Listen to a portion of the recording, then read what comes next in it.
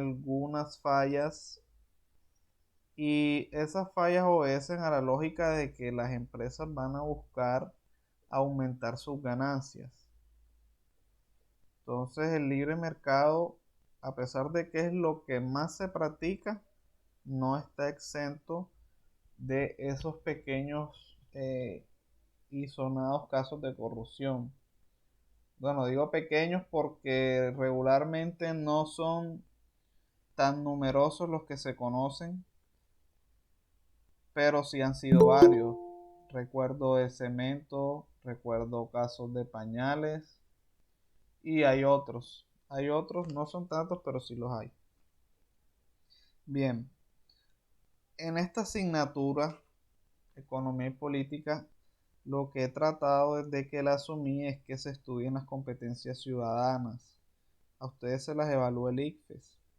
Entonces lo que estamos tratando aquí es fortalecer sus competencias ciudadanas, no solamente para las pruebas, sino porque realmente eso va a hacer que ustedes sean ciudadanos que tomen buenas decisiones de acuerdo a sus circunstancias.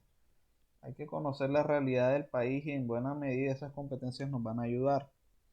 Entonces, las competencias que vamos a trabajar en esta guía o que estamos trabajando son estas dos. La primera es valoro positivamente las normas constitucionales que hacen posible la preservación de las diferencias culturales y políticas y que regulan nuestra convivencia. ¿Por qué esta guía trabaja estas competencias ciudadanas? La primera, vamos a trabajar cómo es el proceso de elaboración de una ley, quiénes intervienen, ¿cierto? Eso hace parte de nuestras normas constitucionales. Vamos a trabajar nuestro sistema político, eso hace parte de nuestras normas constitucionales, nuestro sistema económico y por supuesto también todo lo que ocurrió en el marco de la reacción a, a la propuesta de la ley solidaria o reforma tributaria, que es lo que se trata aquí. Entonces no nos estamos inventando nada, no es nada traído de otros lugares, es algo que sucedió en Colombia hace poco y por supuesto obedece a estas competencias ciudadanas. La segunda es analizo críticamente las decisiones, acciones u omisiones que se toman en el ámbito nacional o internacional y que pueden generar conflictos o afectar los derechos humanos. Analizar críticamente las decisiones, vengan de quien provengan. A veces nosotros cometemos algunos errores como por ejemplo, si somos o pertenecemos a algún partido político, aceptamos per se y sea lo que sea las decisiones que se toman. Ahí no estamos actuando críticamente porque esa es una actitud que siempre debemos tener. Ahora yo les quiero hacer una pregunta. De acuerdo a la lectura que hicieron de la guía, porque quedamos en que iban a leerla para el día de hoy, ¿qué violaciones de derechos humanos creen que se han presentado en el contexto del tema de esta guía? Es decir, en el contexto de esta reforma tributaria y del paro que se generó, porque indudablemente esa fue una reacción. ¿Qué violación o qué conflicto pudieron afectar los derechos humanos?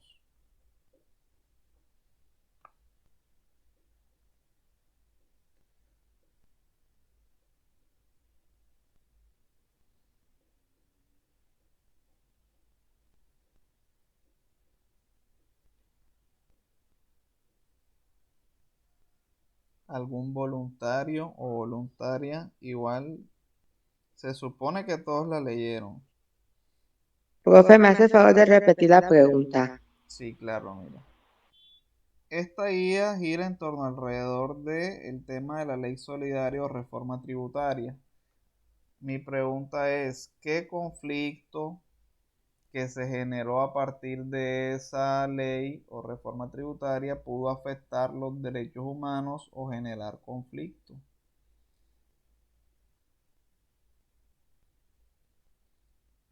O para ser más claro, ¿se generó algún conflicto por esa ley o reforma tributaria?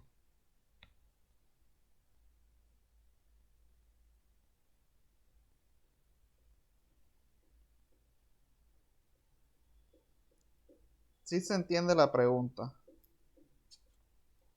o no es clara?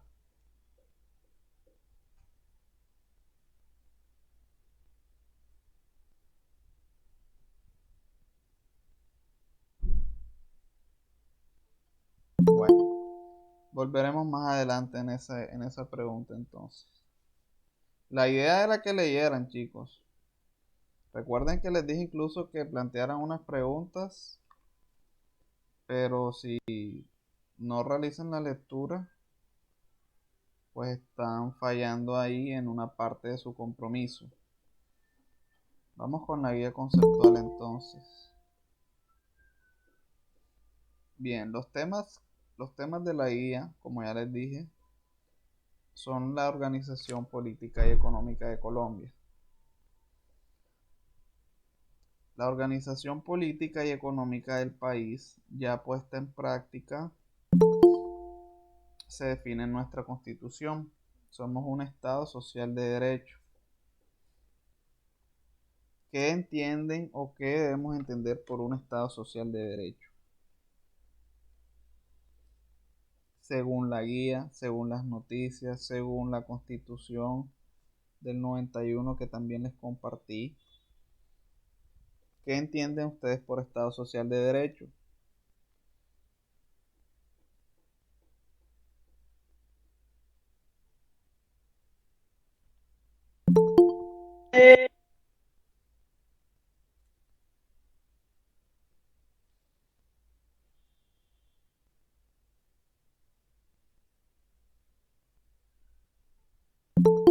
Profe, Sí, según el artículo 1 de la Constitución Política, dice que el Estado Social de Derecho es donde se señalan los cimientos y la protección de los derechos fundamentales de la persona y de la dignidad humana. claro. Sí, así es.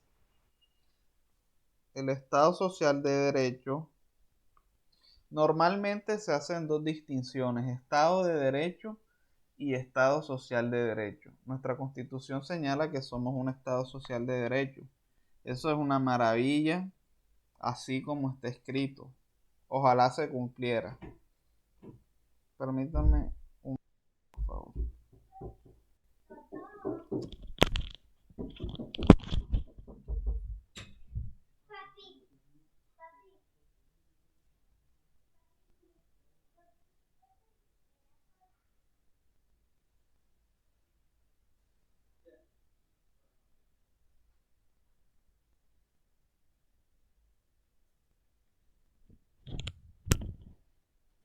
Sí, como les decía, normalmente se hacen esas dos distinciones de Estado de Derecho y Estado social de derecho.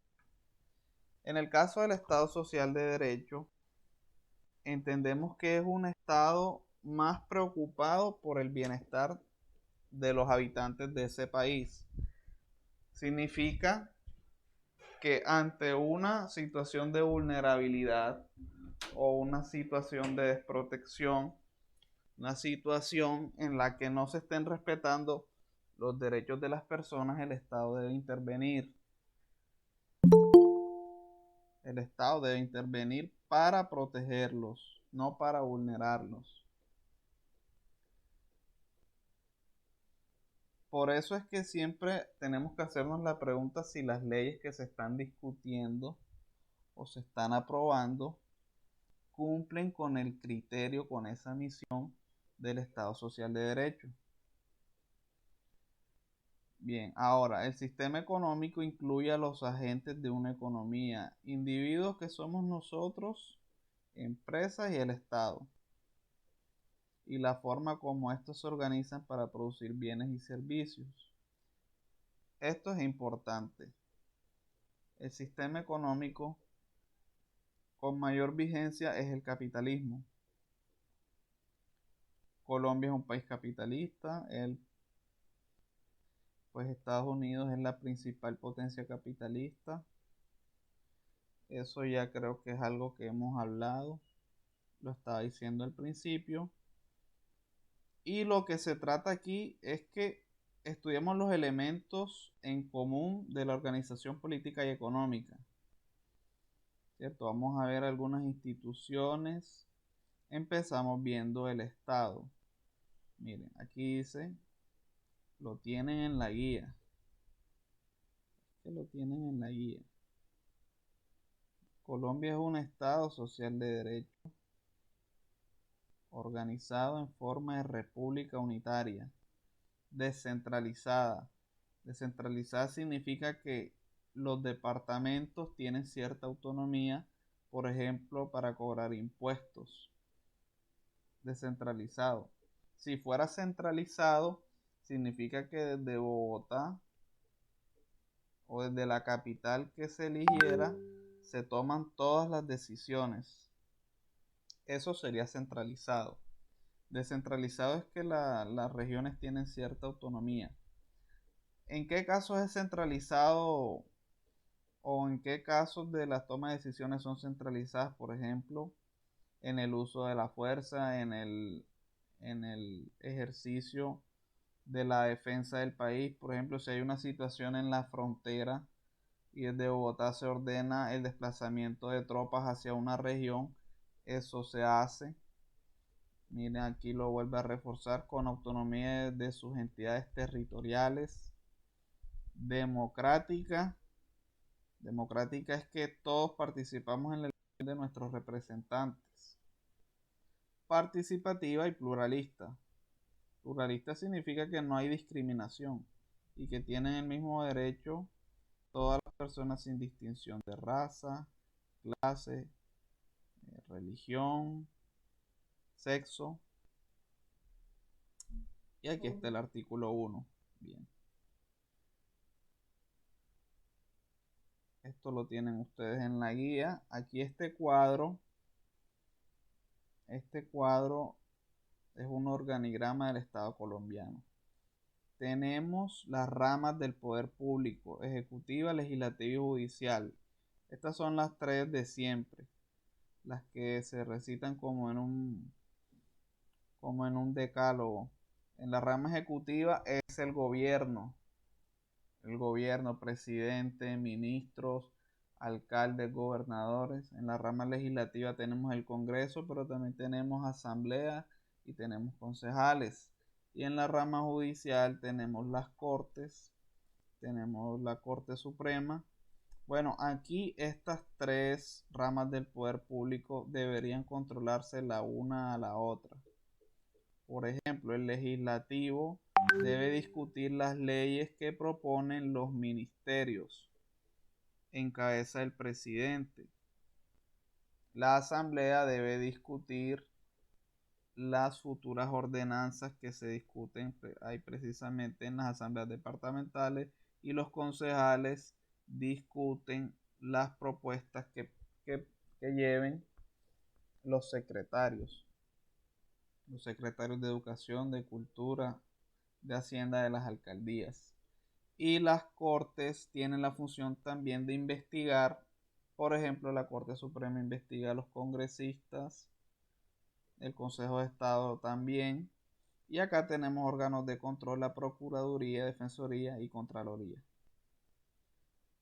Acá hay otros como el Consejo Nacional Electoral, la Registraduría. Ya saben que estas son encargados de las elecciones y del registro de las personas del territorio nacional. Bien, toda esta parte es conceptual. Aquí van a estudiar teoría. Aquí van a estudiar teoría sobre la temática. Es importante que la tengan claro porque con esto van a resolver la otra guía, que es el complemento de esta, que es la integrada. Bueno, aquí tenemos la Constitución colombiana, porque en la Constitución también está reflejado el sistema político. Por eso la importancia de la Constitución. La principal definición económica de la Constitución es esta, que el Estado debe garantizar el bienestar general y el mejoramiento de la calidad de vida de la población, no empeorarlo, debe mejorarlo. Y aquí tienen algunas instituciones que son las que están consagradas para dedicarse a la actividad económica. Tenemos el Ministerio de Hacienda, que es parte del Poder Ejecutivo. Está el Banco de la República, que es en teoría independiente. Y tenemos el Consejo Nacional de Política Económica y Social. Bueno, esto es la guía conceptual. Si ustedes se fijan, van a tener aquí, por ejemplo, por acá hay algunas definiciones. Aquí están las fuentes. Si ustedes quieren saber quién hizo la caricatura, aquí buscan Leo Caricatura y encuentran las caricaturas de él. Aquí les explican las imágenes, tratando de dejar en ustedes, si tienen el deseo de investigar, dónde pueden ir. Bien. ¿Hasta aquí hay alguna pregunta?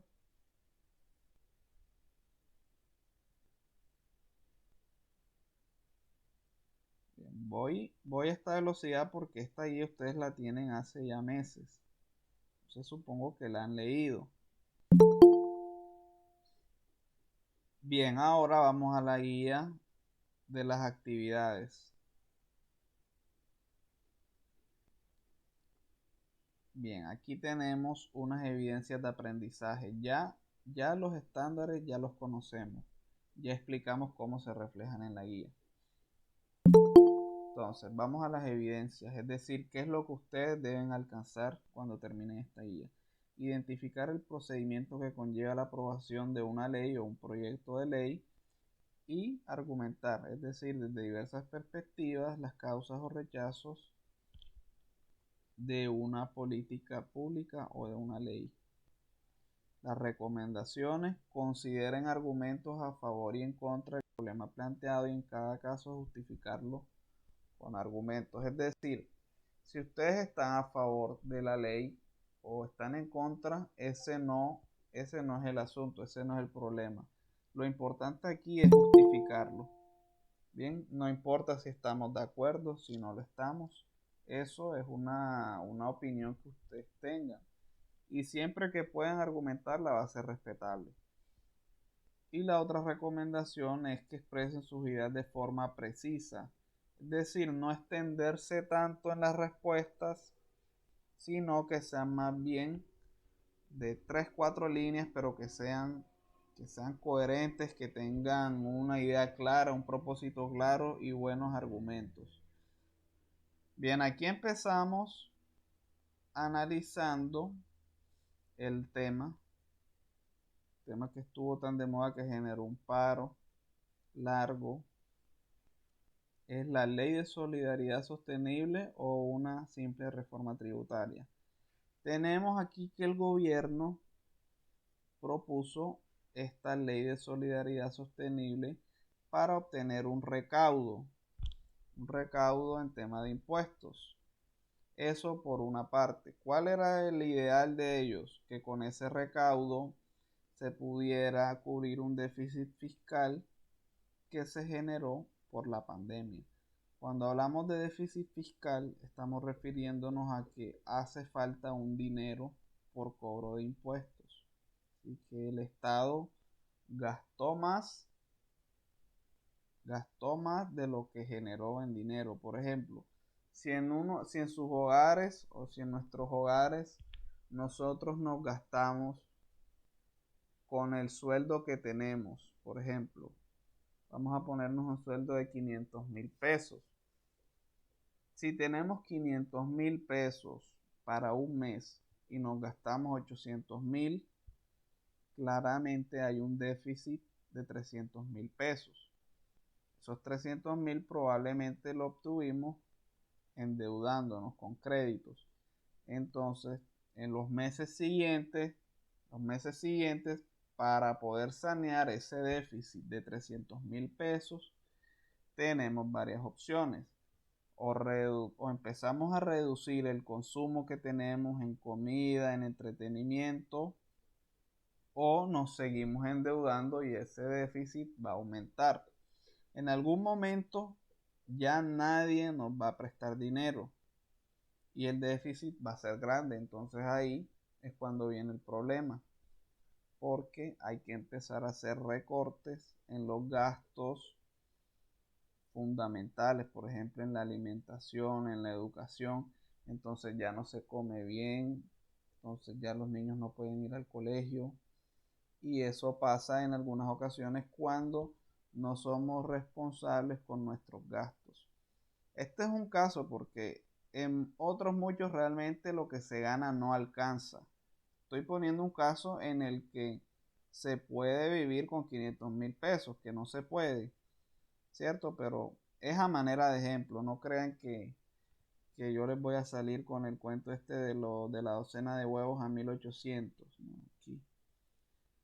Aquí pues nosotros tenemos un poco más claro lo que consumimos y sus precios. Entonces, ese es un ejemplo de lo que le pasó al país.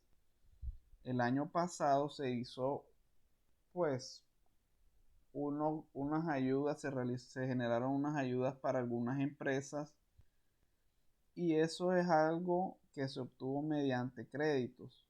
Entonces, esos créditos tienen que pagarse, lógicamente. El mismo caso que les mencionaba del hogar. Cuando en un país se realizan préstamos y se le entregan a empresas o a quien se le entregue, eso tiene que pagarse. Si el país está endeudado, de alguna manera tiene que pagar esas deudas. ¿Cómo se pensaba hacer aquí? A través de la ley de solidaridad sostenible, aumentando el costo o aumentando los impuestos a productos de la canasta familiar. Algunos no pagaban, la idea era que pagaran todos. Entonces allí iba a haber un recaudo, era aproximadamente 15 billones. Y eso iba a ayudar a sanear el déficit fiscal. Por supuesto que se intentaba atacar esta parte del consumo, porque es algo que todos hacemos, todos consumimos, tengamos dinero o no, todos compramos alimentos. Entonces era uno de los mecanismos más efectivos que consideraba el gobierno para aumentar el recaudo fiscal. Esa era su lógica, esa era su lógica. Por otra parte, estaban las críticas, claro.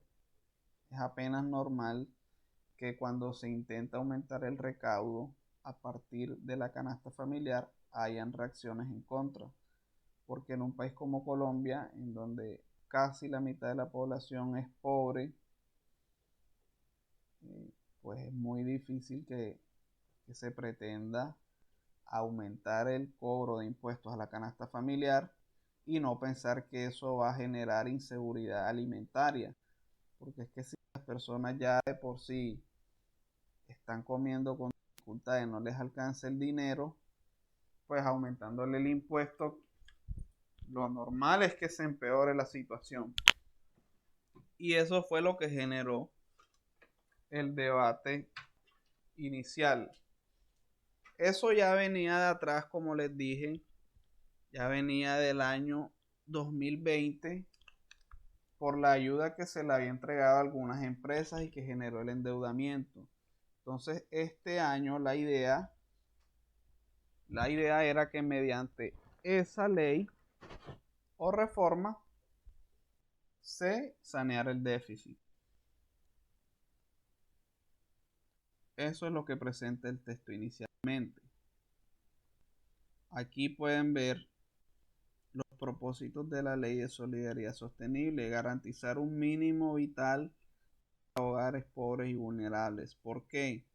Porque es que cuando se generara ese recaudo, se iban a entregar también en forma de subsidios, de devolución del IVA, que en devolución del IVA mensualmente son 76.000 pesos, si no estoy mal, y el ingreso solidario 160.000 pesos, si no estoy mal, si no me equivoco.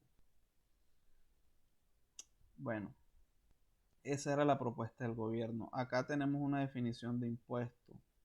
Impuesto, por supuesto, porque es obligatorio, porque nos lo impone. Y aquí hay que hacer la claridad de que todos pagamos impuestos, ricos o pobres, todos debemos pagar impuestos. Pagamos impuestos cuando compramos en la tienda o pagamos impuestos cuando nos montamos al transporte público, a un bus, porque estamos pagando el impuesto a la gasolina. Y en general todos estamos pagando impuestos. Seamos ricos o pobres, todos los pagamos. Lo que pasa es que lo normal en los países más desarrollados es que aquellos que tienen más dinero paguen más proporcionalmente y se respeta a la clase baja y a la clase media, se le respeta un poco porque la idea es que más personas puedan salir de la pobreza, pero si le colocamos impuestos al consumo, pues es muy difícil que se salga de la pobreza, al contrario. Y más en esta situación de la pandemia en que pues se perdieron empleos y la población se empobreció. Bien, acá seguimos encontrando información. Esta información ya ustedes la deben manejar. ¿Sí? No es el sentido tanto explicar esta información, sino el sentido general de la guía, porque lo particular ya ustedes deben analizarlo para responder. Y aquí tenemos el trámite de una ley. Se elabora el proyecto, se presenta. Este es un trámite que yo coloqué aquí muy resumido porque es un poco más largo y se explica mejor. Pero aquí tienen un resumen. Aquí lo que se refleja es que la ley se debe discutir. Se debe discutir y que no hay posibilidad de que una ley se apruebe si no es discutida. Ojo, en teoría, porque en la realidad a veces no ocurre. Bien, aquí también en esta guía, miren, les dejé, para los que quieran profundizar, les dejé los enlaces de los artículos con los que yo hice la guía, para que vean que no me estoy inventando nada, para que el que quiera profundizar lo haga, para el que quiera investigar lo haga. Aquí está todo. Aquí no me estoy inventando nada, aquí lo pueden comprobar. Aquí vemos algunos puntos que se iban a aprobar en la reforma. A propósito, ya hay un proyecto nuevo, pero creo que no se ha publicado todavía en la Gaceta del Congreso.